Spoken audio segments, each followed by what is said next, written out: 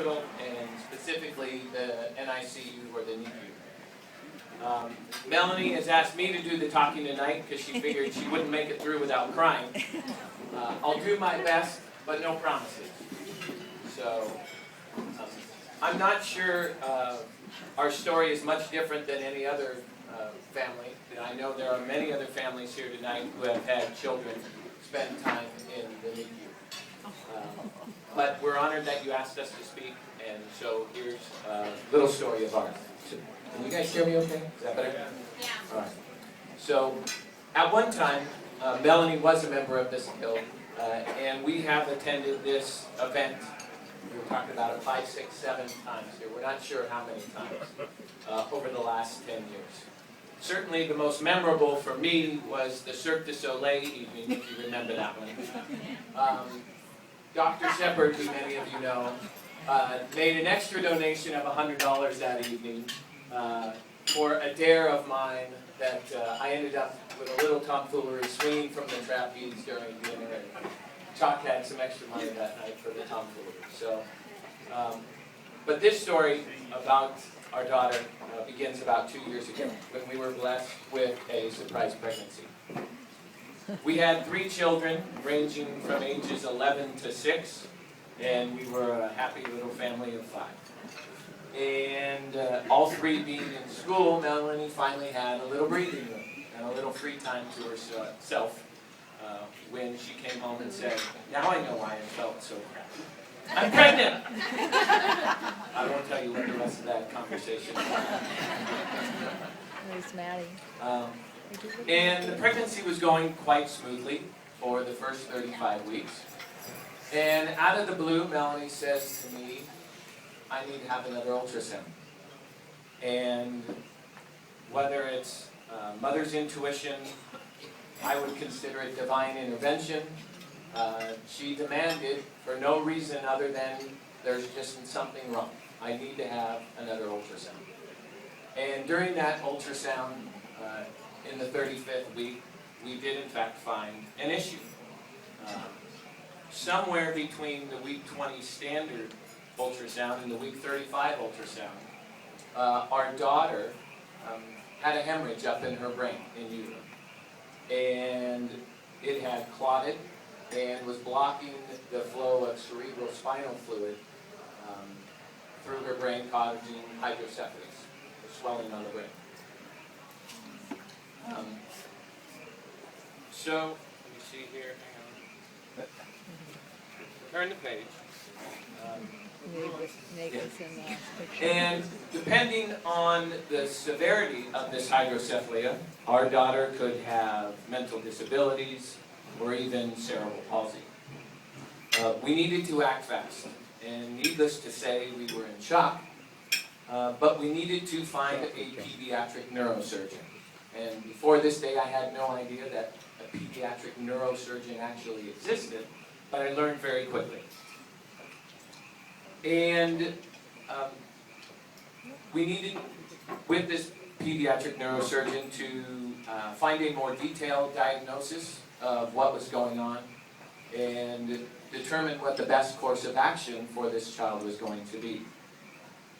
After a little research, we found what many consider to be one of the best pediatric neurosurgery practices in the world with Dr. Loudon and Dr. Mahoney, which I know other families here as well have met these 2 doctors. And they are tremendous men and very talented men.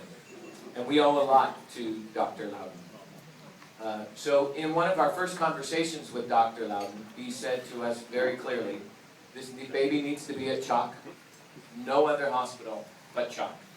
And so really our decision was made for us. And that made it a lot easier.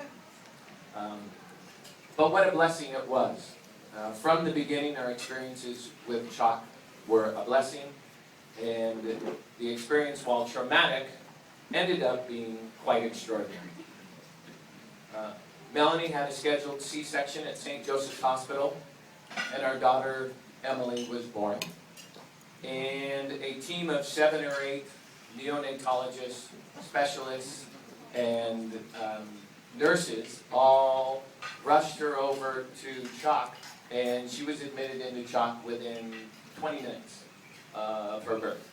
And Melanie got about 3 minutes with her daughter before she was off and running. From there, our daughter, within the first 5 hours, had her first surgery, where they put a drain in the top of her head. And I don't know if the picture came up. You'll see a patch on the top of her head where they were able to relieve some of the pressure that was on her brain, and with the intent of hoping that the blood clot would clear. And so after the first week, we went through hoping that this blood clot would clear, and unfortunately it didn't.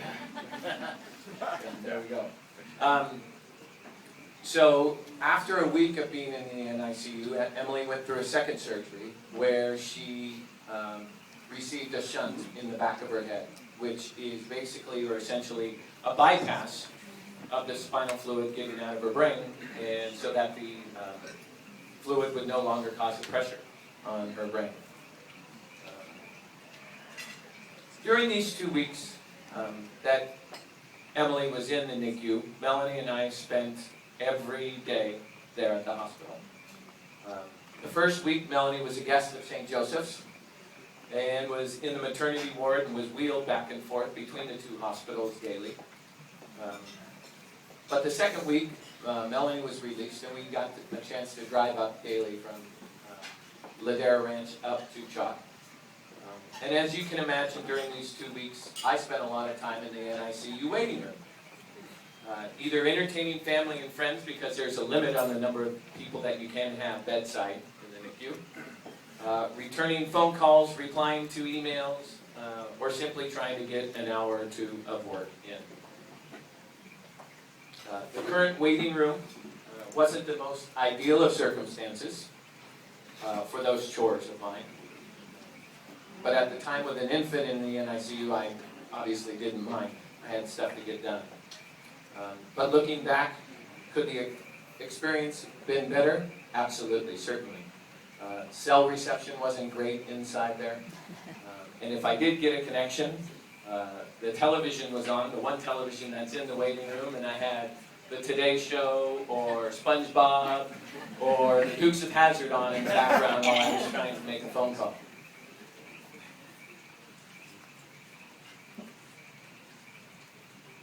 And the room is actually not very large.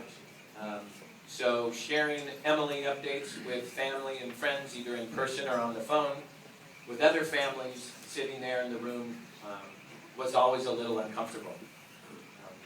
As you may or may not know, the new CHOC Tower will have private state-of-the-art NICU rooms for babies and mothers to spend the night with the babies. And the new spacious waiting room will have more amenities than the current room that exists. When Emily was a patient there in the NICU, the nurses and staff were very, very excited for these new facilities, and they shared their excitement with us. The first thing that came to our minds is, that's wonderful news, we're happy for you, but we really hope we don't need to take advantage of them. But joking aside, it is so beneficial for the moms and the babies to be together all the time. And for the family and friends, this new waiting room will be a wonderful and comfortable place to rest and reconnect. So fast forward to today. Emily is doing outstanding.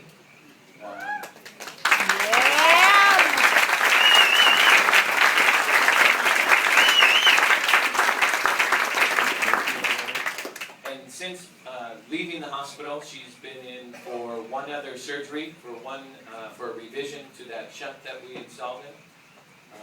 And that was the only night that she spent in the hospital since then. So she has not spent another night.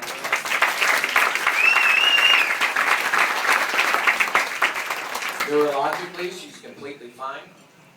She's talking, crawling, playing, and growing up like a normal 14-month-old. She just happens to have a shunt bolted to the back of her skull. She doesn't know it's there, and if you look at her, most people would not know it's there either. It's under the skin and under her hair. But we're not out of the woods completely. With a shunt, there is always the risk of failure or rejection or infection. And on average, a patient with a shunt will have 7 surgeries over the course of their life. And Melanie is constantly taking Emily to doctor's appointments and therapy appointments. But in the end, compared to what it could have been, we consider our daughter and ourselves very, very fortunate. So people have asked us, what does chalk mean to you, or how has your opinion of chalk changed? Prior to our experiences with Emily and chalk, chalk was a hospital that specialized in treating children, and they did great work. There was no depth to our knowledge of what it really does. And we supported the hospital through Melanie's association with the Tinkerbell.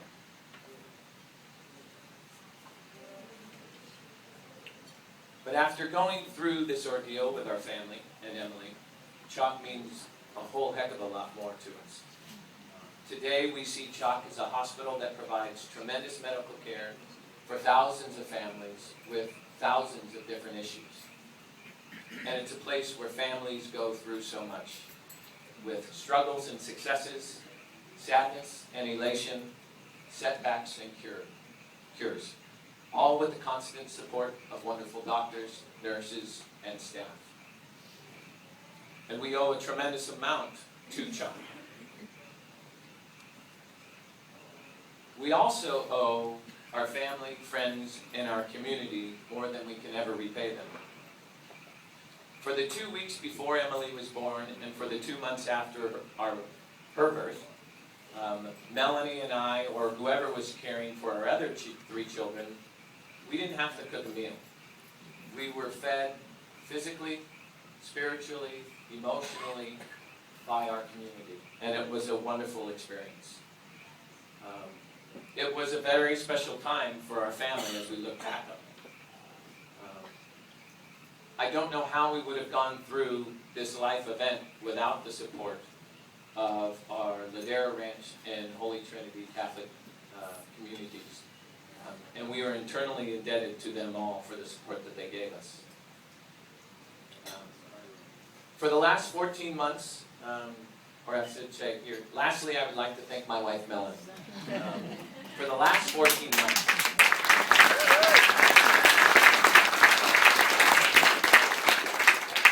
Melanie has really put her life on hold to care for our daughter and make sure that she's being cared for properly.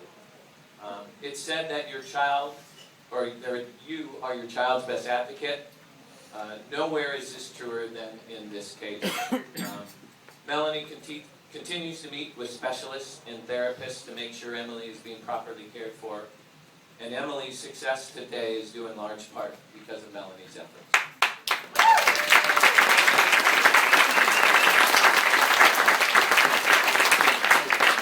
So tonight, as the Guild asks you for their financial support to help build the new Chalk NICU waiting room, I ask that you remember that this is not just another room in the hospital. It's a real place where real families are struggling and going through hurting and healing. And while this waiting room will not actually heal the children, it is a place that will give families much needed rest, downtime, and privacy. Thank you from all of us. Thank you from the both of us, and God bless you. Thank you.